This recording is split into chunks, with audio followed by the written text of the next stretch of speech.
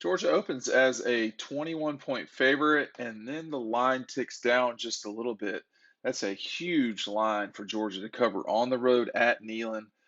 Tennessee team that is certainly scoring more than they have in the past, but should not be in the ball game late with the Dogs. Tennessee's playing well and better than they did at the beginning of the season, but this is not a Tennessee team that's done a great job of stopping people. And Georgia's defense has shown that they can slow people down. It will be this is the first time I've seen a game this year that Georgia's been favored and the number has moved against them on that Sunday. We saw at the beginning of the year with the Clemson game that Georgia was an underdog in that game, so that was part of what went on there. But this Tennessee team has certainly gotten better over time. But they allowed 52 to Alabama, 31 to Ole Miss. South Carolina and Missouri were both held in the 20s, but the Gators scored 38. Pittsburgh scored 41.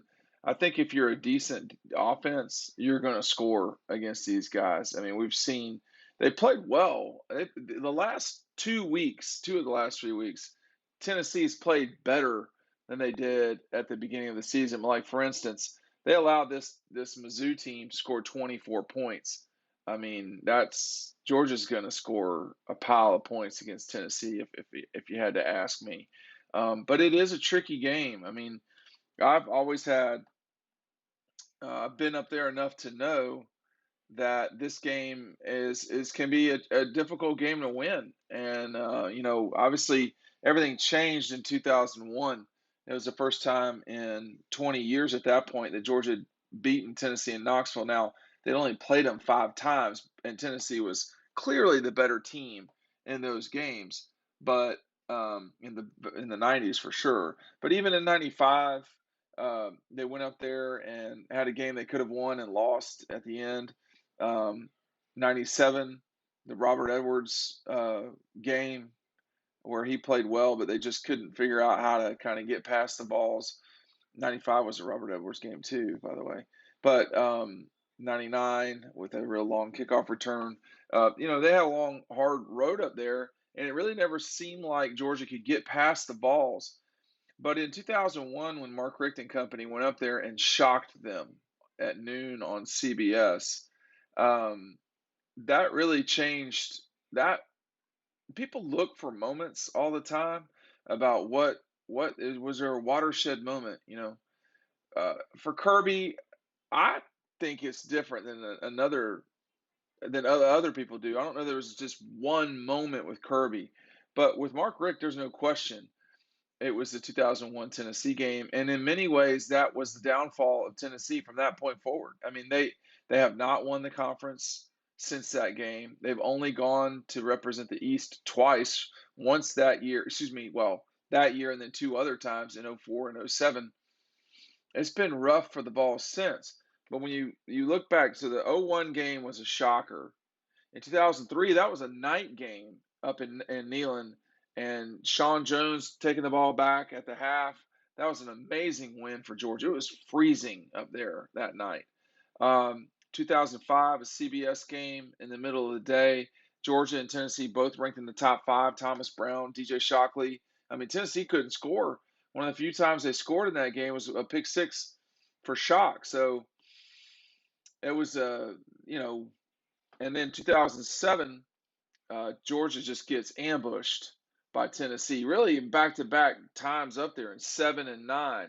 And if you want to know how tough it is to play up there, you'd go hear how loud it was when DJ threw that pick six in 2005, and then in 2007, just how on top of Georgia Neyland got, and certainly in 2009, really no excuse to play that poorly, losing 45-19 or whatever it was.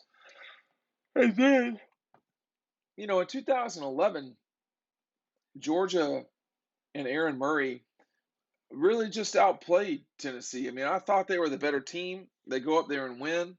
They had to save themselves in 2013 in overtime, a game that shouldn't have been that close. That was the game where everybody got hurt, including Mark Richt, the head coach.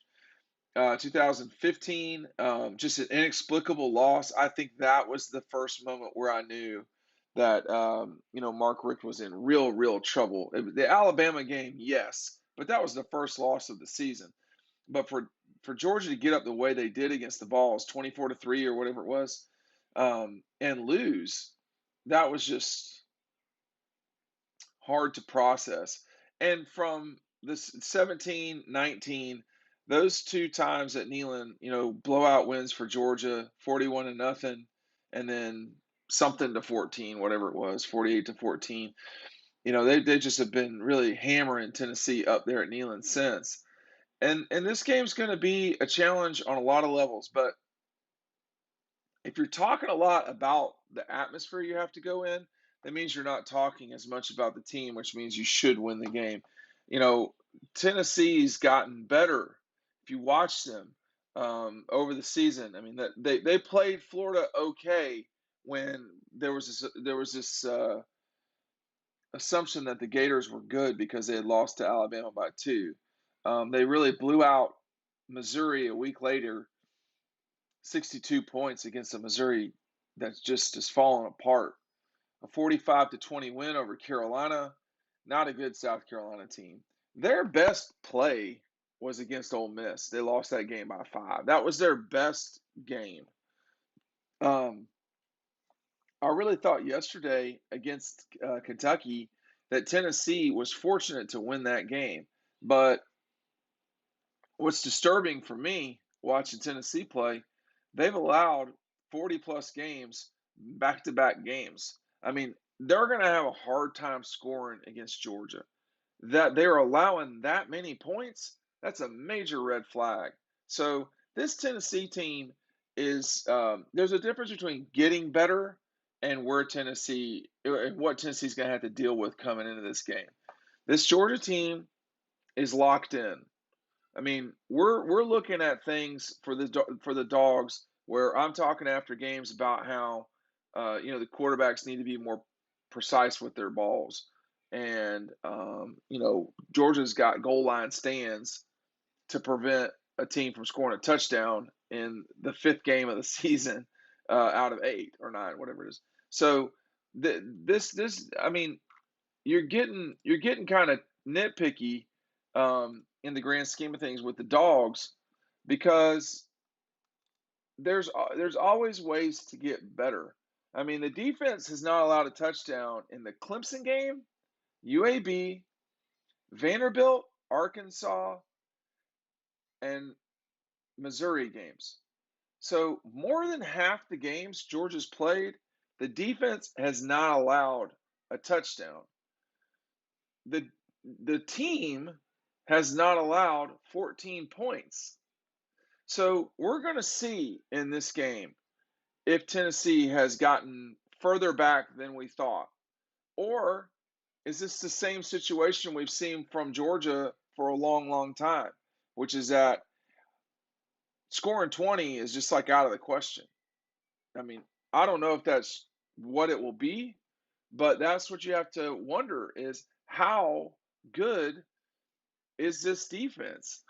After all this time, you've allowed 3 points against Clemson, 7 to UAB that you weren't even on the field for, 13 with Carolina, back-to-back shutouts with Arkansas and Vanderbilt. That's the best that Georgia's played this season. You beat Auburn by 24 on the road. You beat Kentucky by 17 because the last play of the game, Kentucky scores a touchdown, and it pisses you off enough to where you block the extra point. The Gators managed a touchdown. Missouri couldn't even get into the end zone because on the last play of the game, they were turned back. Georgia scored on 7 of their 9 legitimate possessions yesterday on offense. So this will be a challenge for Tennessee. I think if you're the Vols, you want to try to win the first 5 minutes of this game. Just try to score somehow. A field goal would be awesome because that's what kept Auburn in their game with the Dogs through the half. Just score anything. A pick six, safety, whatever you can do to keep interest. Because right now, Tennessee fans want to believe in the Vols. But the way Georgia's played this season, it's going to be so hard to pull this upset. Not because, well, because it's not a great matchup for the Vols. Yeah, they're scoring, but a lot of that is on big plays. And, even yesterday, for Tennessee against the Kentucky, I mean, Kentucky's got to win that game. Like, there's no excuse for losing that game if you're Kentucky. It was right there to be had. Um, but Tennessee has made a lot of big play. That's how they're making things go with Hendon Hooker. About 70% completion rate. That's not bad at all. About 7 yards of play, so that's not the end of the world. But it does seem like they kind of explode more. That seems to be the way that they do it.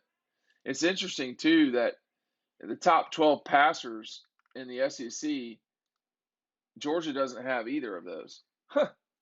So I just, Tennessee is scoring, and that's the part that's so important to concern yourself with. They've got the number 4 offense in the conference. In terms of scoring, they're not as they're higher. They're number 3, but Georgia's scoring more points, but with fewer plays. For instance, Georgia has uh, 346 total points, but they've only run. Well, I can't do the math on that, but they've got fewer plays than Tennessee. Put it to you that way, and fewer yards. So um, Georgia's been more efficient. Alabama's leading the league, but the league's taken a step backwards in scoring. I mean, Bama's scoring 43 a game. That wouldn't get you to number 1 these last few seasons. And then, of course, defensively for Georgia, um, it's it's just been hard to score on them. And that's why I say for Tennessee, they got to get some points pretty quick, because Georgia's going to grind you down, and they'll have at least 10 points midway through the second, just because of field,